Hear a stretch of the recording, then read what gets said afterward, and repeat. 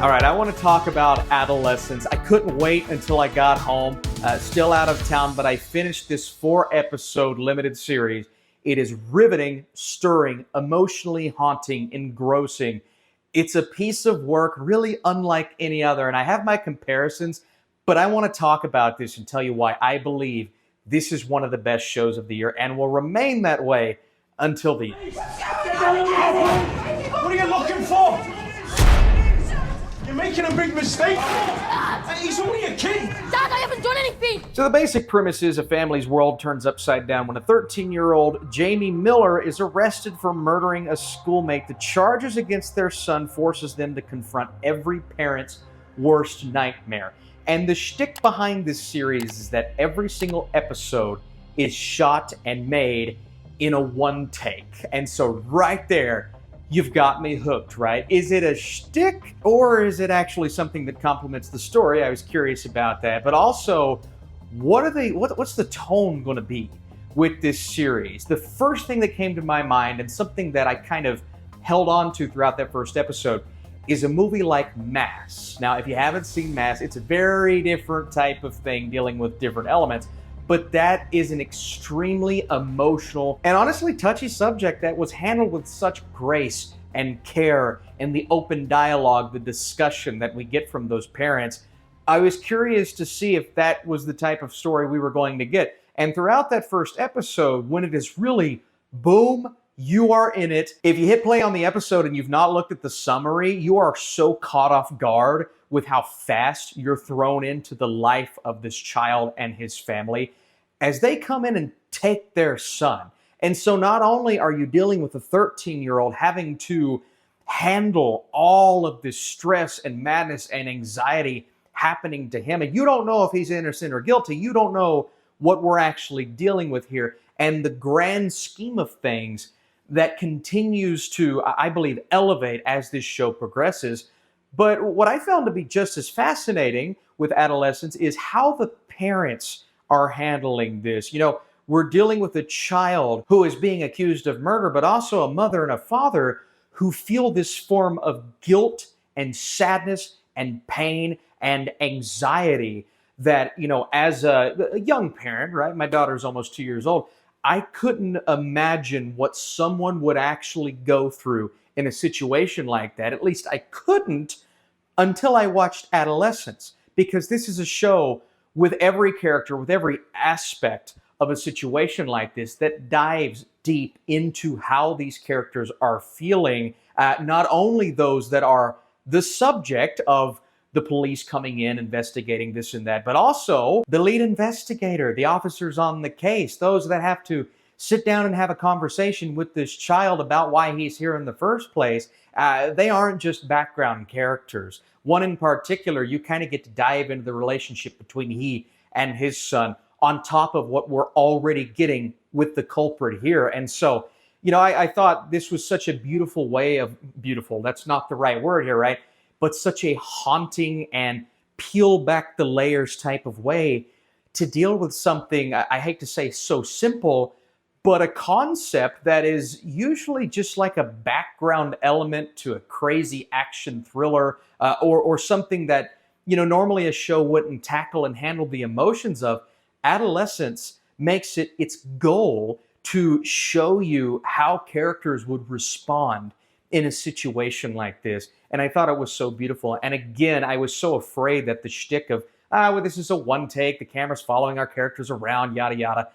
I thought maybe that would hurt the final product, but it really didn't. The way that the camera moves, and these aren't like drastic, swift movements, it honestly, it feels like a living, breathing character, like you are there, POV, your perspective of everything going down, sitting in a room with a child and someone asking questions, just you three. I mean, that's how I felt while watching this. And so you start out, you're an episode in, and it's like, man, can I handle this level of emotions? But I could not stop hitting play on the next episode. And by the time I got to episode 4, my original intents were to watch 2, space it out, watch the other 2.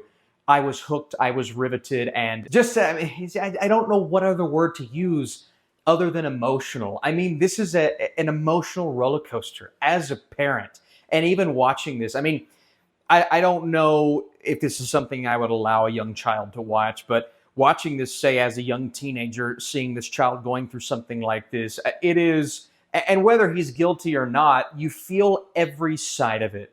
You feel for the victim. You feel for the person under all of these circumstances. You feel for the family, and it goes beyond that, right? The teachers. We're interviewing all sorts of people. The impact of social media. Does bullying have anything to do with it? Who else is involved? I mean, what led to this happening? How could a child, and you say 13, a teenager, okay, a child, be caught up in such circumstances? And if something did lead to him doing this, what in the world could cause a child to act in this way? And this isn't me saying, well, the end verdict is guilty. That's one of the things about this show, actually, is while there is a resolution, it is more so, or I would say less so, a concrete resolution. So maybe not necessarily everything that viewers will be hoping for in terms of how episode 4 ends, because the case itself isn't fully resolved. I mean, we definitely get a form of resolution, but for some viewers, I'm just trying to think of their perspective on this. Will that be enough to satisfy and make that 4-hour investment worth it?